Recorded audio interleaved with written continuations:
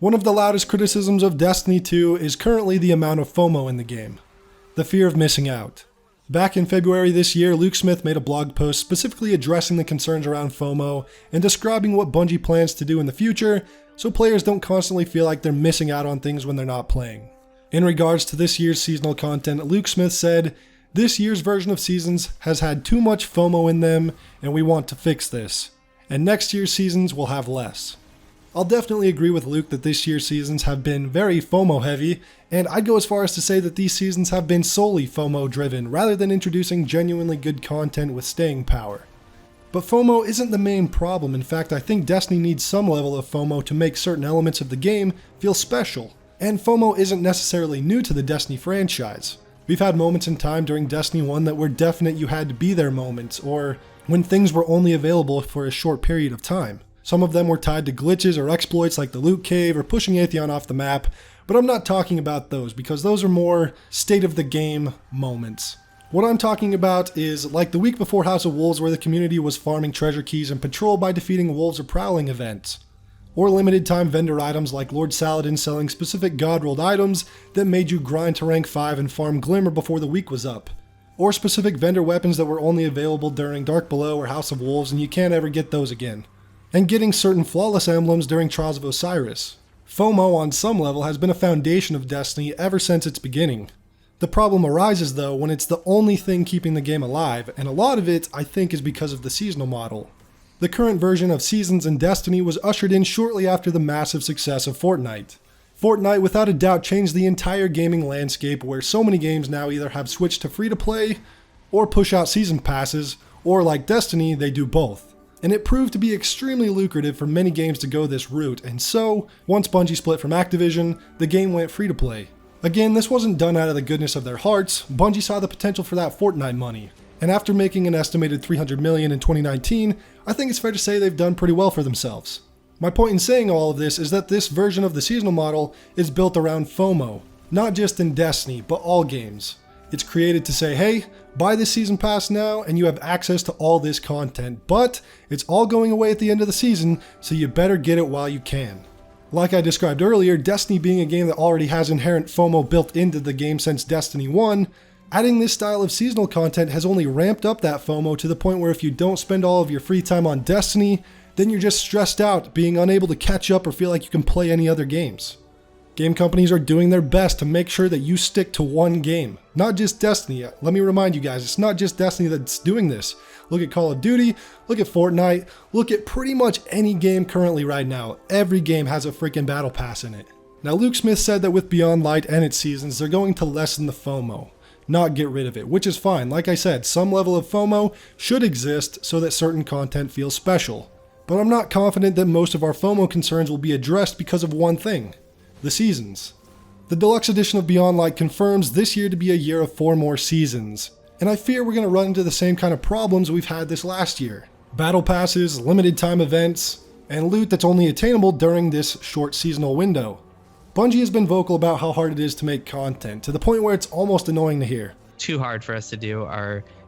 The tools that we work with are really hard to deal with. It's hard for us to make this much content. It's just hard making content in general. And what puzzles me is why they continue to insist on the seasonal model each year after they initially said how difficult and taxing it was on their development teams the first time around.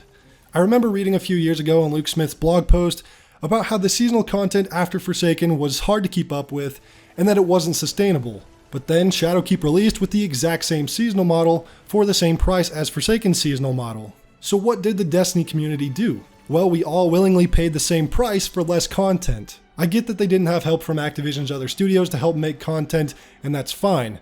But after blatantly telling us that it will be less content, why did they charge the same price as Forsaken seasons? And the obvious answer to that is because they know they can, because they know Destiny fans will buy it regardless. So this year, 4 more seasons, can we really expect much from them considering Bungie themselves say it isn't sustainable to make this content?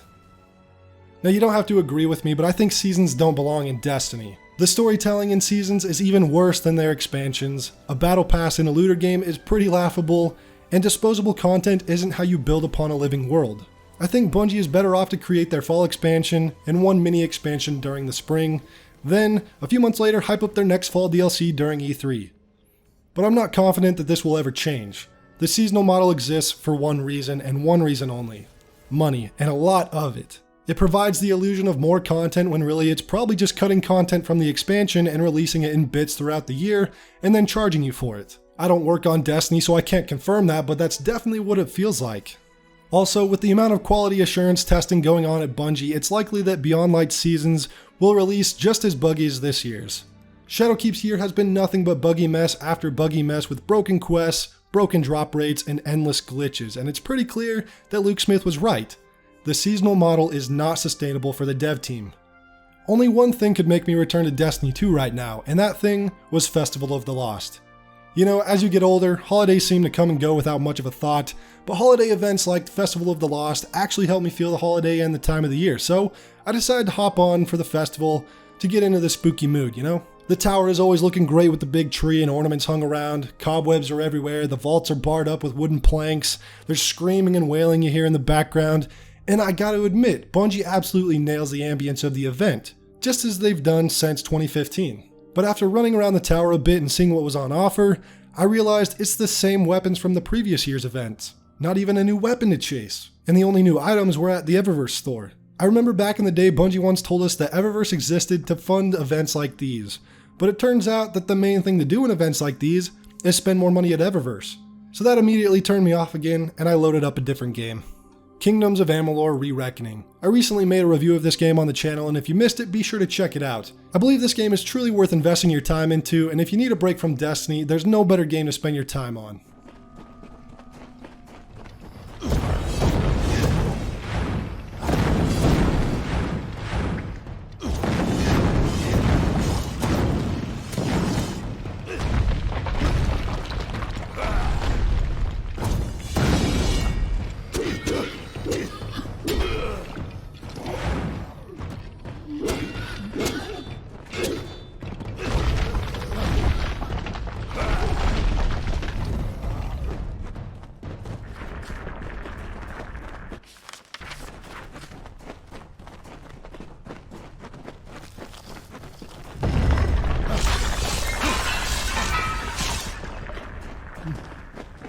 Imprisoned here since before your kind emerged from the dark. My freedom draws near.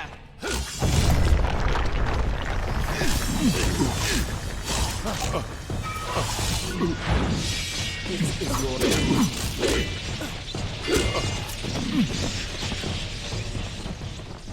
We cannot let Gad flow free, Ternok.